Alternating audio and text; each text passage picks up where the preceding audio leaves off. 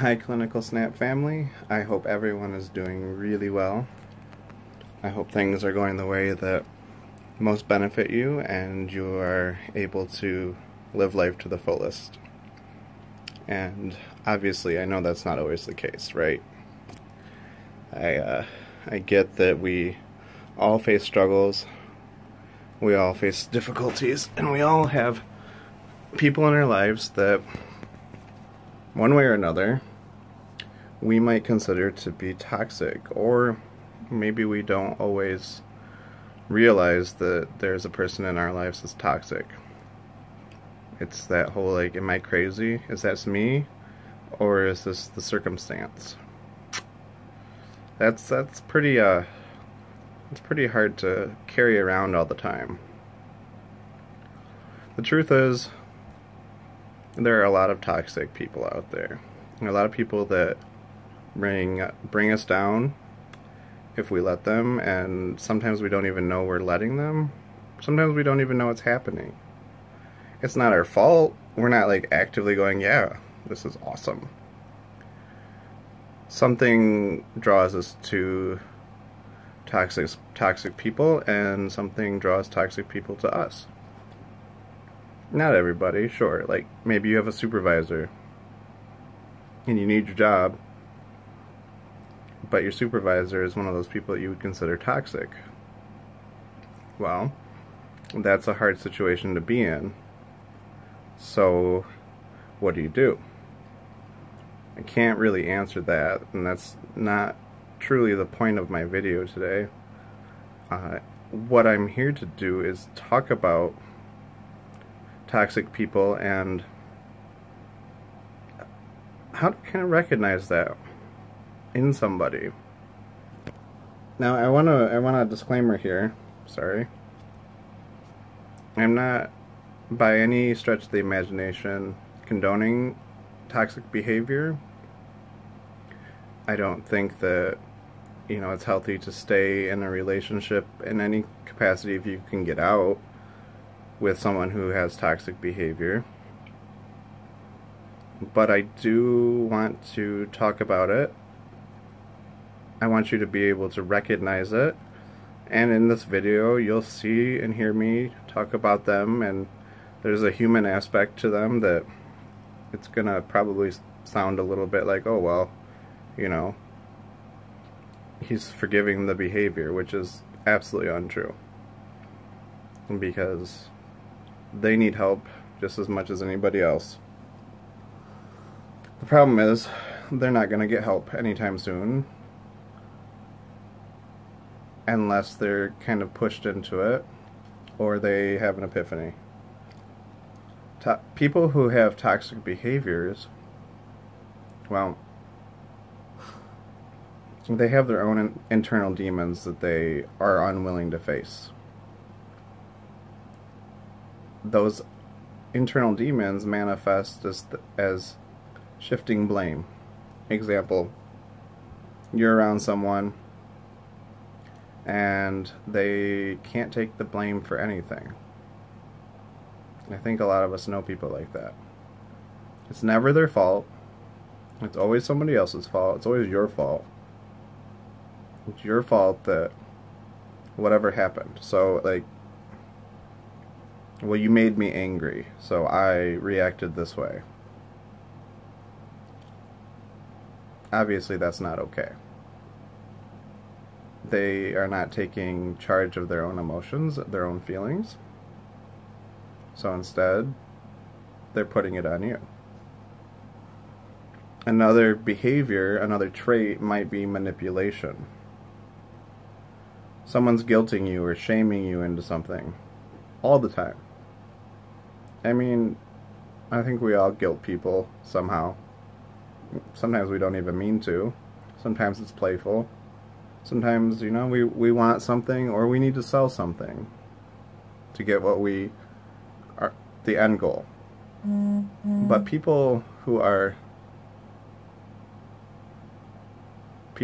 guilt others all the time, oh, well, you know, because you're doing this or doing that, it doesn't paint you in a good light.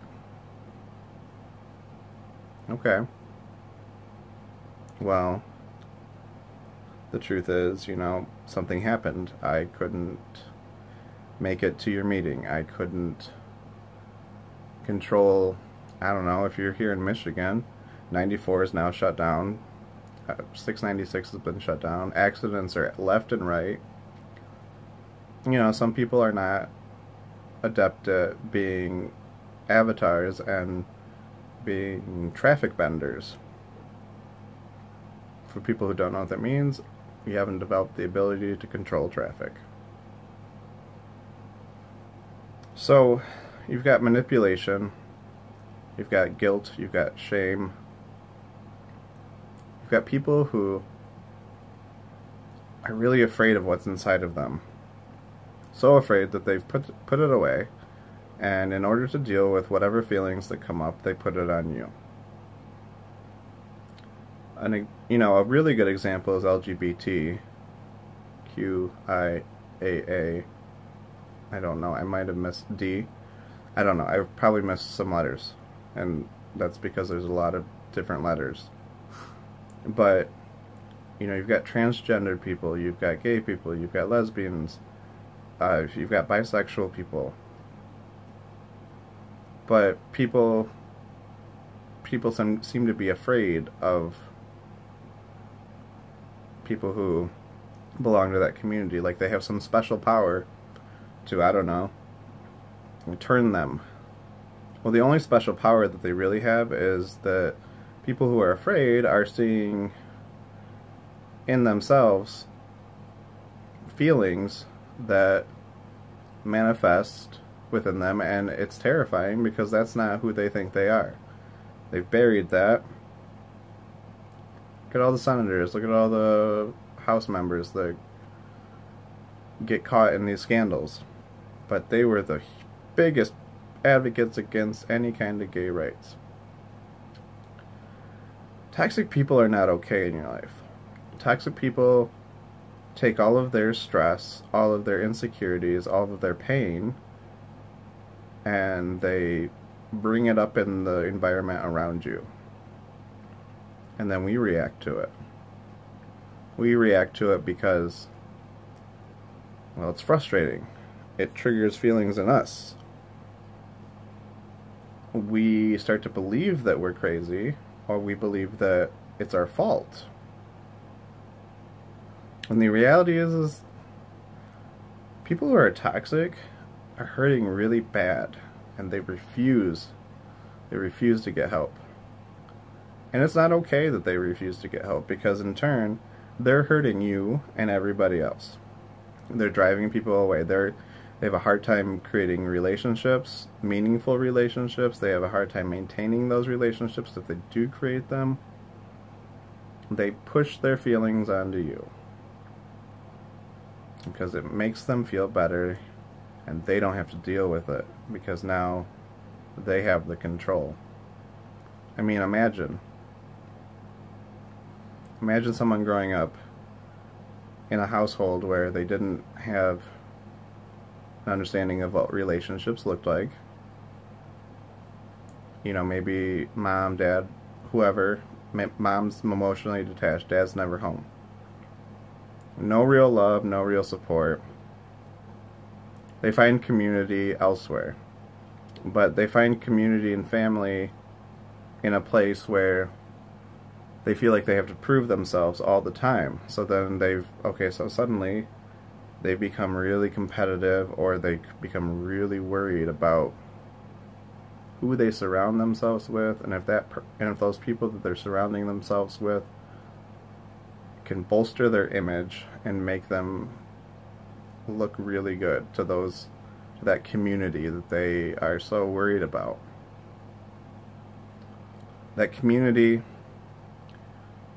it's not helping them to idolize that community, but they do it anyway.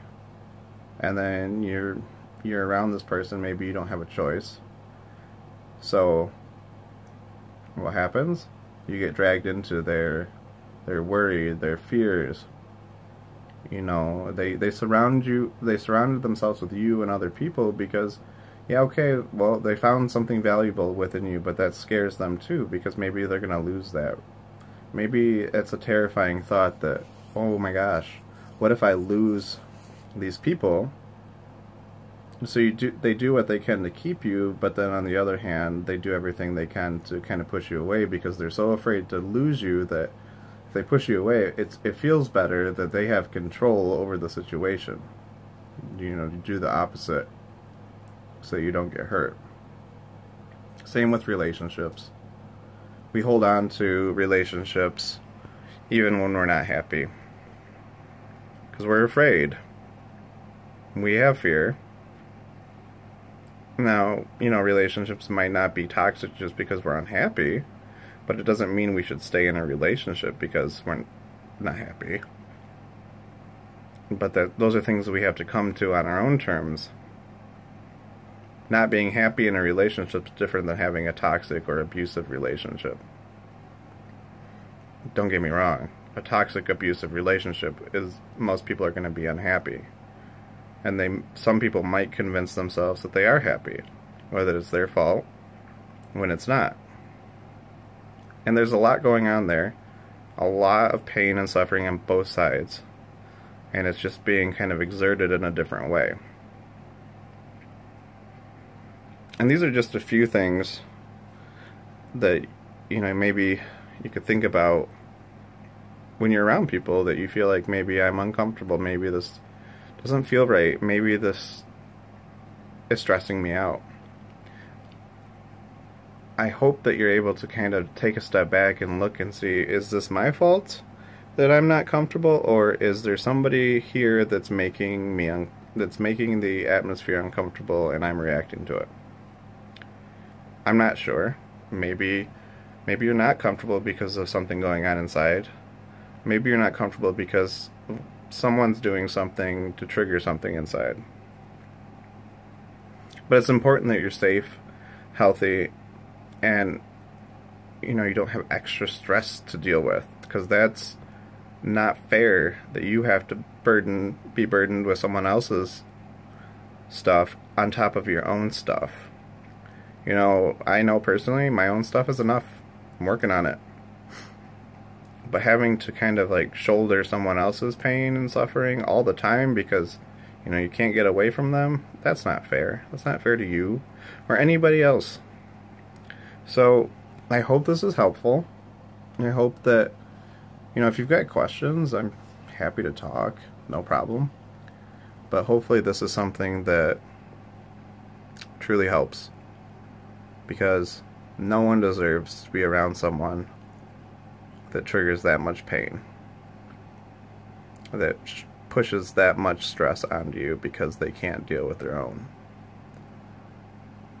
They need to get the help. And, you know, if there's something frustrating you about someone, it doesn't hurt to talk to someone about those frustrations either. You can lessen it, sure. You know, okay, oh, they trigger it less because I've talked to someone, which is great, but the reality is they still shouldn't be doing that at all. So, have a good night, day, whatever it is when you watch this. The next hours that you walk upon our planet, I hope are peaceful, kind, and compassionate. And I hope you're all those things to yourself. Remember, it's so important to love yourself and to know that you are important, you're worth it, and you're not worth anybody else's stress. You're worth more than their stress. You're worth better than that, and you mean more than that. So, have a good night, have a good day, whatever it is, and I'll snap at you later, alright? Peace.